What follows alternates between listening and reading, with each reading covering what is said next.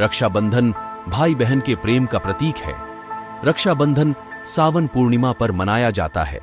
इसे श्रावणी पर्व भी कहते हैं। इसका धार्मिक मान्यता है। पुराणिक इतिहास। भद्राकाल में किन बातों का रखे ध्यान, शुभ मुहूर्त और भारत की शूरवीरों की वीर रक्षा धागा के बारे में आज जानेंगे इस वीडियो में।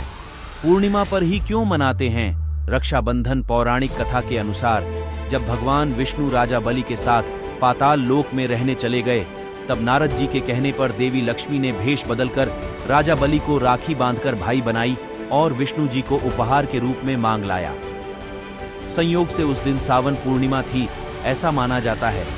तभी से भाई बहन का पवित्र पर्व रक्षाबंधन मनाया जाने लगा। रक्षाबंधन का इतिहास। रक्षाबंधन को लेकर महाभारत काल में भगवान श्री कृष्ण और द्रौपदी से जुड़ी एक कथा प्रचलित है। जब इंद्रप्रस्थ में शिशुपाल का वध करने के लिए भगवान श्री कृष्ण ने सुदर्शन चक्र चलाया था, उसी दौरान श्री कृष्ण को भी उंगली में चोट आई थी। उस समय द्रौपदी ने अपने साड़ी का पल्लू फाड़ के भगवान की उंगली पर बांध दिया। तब श्री कृष्ण ने द्रौपदी को वचन दिया था कि वह उसकी रक्षा करेंगे। भगवान ने चीर हरण के वक्त द्रौपदी को दिया वचन निभाया और उनकी लाज बचाई। भद्राकाल की पुराणिक मान्यता। एक, माना जाता है कि शूर्पणखा ने अपने भाई लंकापति रावण को भद्राकाल के समय ही राखी बांधी थी, इसलिए भद्राकाल में राखी बांधने के कारण ही रावण का सर्वनाश हुआ था। शुभ मुहूर्त और इन बातों का रखे ध्यान। नंबर 1, रक्षाबंधन का त्योहार इस साल 2 दिन यानी बुधवार 30 अगस्त को सुबह 10:58 से शुरू होकर गुरुवार 31 अगस्त को सुबह 7:05 तक रहेगा। नंबर 2, वैसे तो भद्रा 30 अगस्त को रात्रि में समाप्त हो रही है, लेकिन रात्रि में रक्षा सूत्र नहीं बांधना चाहिए, इसीलिए 31 अगस्त के दिन शुभ मुहूर्त सुबह 5 बजे से शुरू होकर सुबह 7:05 तक राखी बांधने का समय है। नंबर 3, पौराणिक मान्यता के अनुसार राखी बांधने के लिए दोपहर का समय शुभ होता है, लेकिन यदि दोपहर के समय भद्राकाल हो तो फिर सूर्यास्त से पहले राखी बांध सकती हो।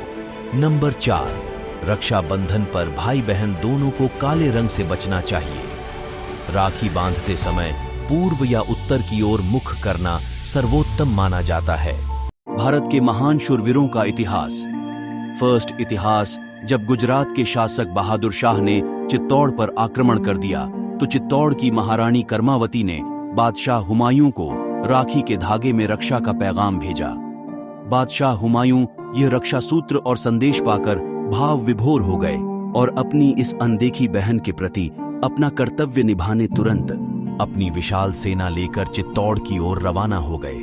लेकिन जब तक वह चित्तौड़ पहुंचे तब तक महारानी कर्मावती और चित्तौड़ की हजारों वीरांगनाएं अपने शील की रक्षा करते करते अपने शरीर की अग्नि में आहुति दे चुकी थीं।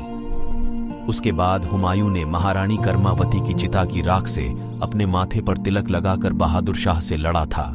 सेकंड इतिहास। जब राजपूत योद्धा युद्ध के मैदान में जाते थे तो उनके देश की बेटियां उनकी आरती उतारकर कलाई पर रक्षा सूत्र बांधा करती थीं और वीर रस के गीत गाकर हौसला अफजाई करते हुए उनसे राष्ट्र की रक्षा का प्रण भी कराती थीं। और फिर राजपूत कन्याओं ने हिंदू बलशाली राजाओं को राखियां भेजकर अपने महल की रक्षा करनी आरंभ कर दी थी।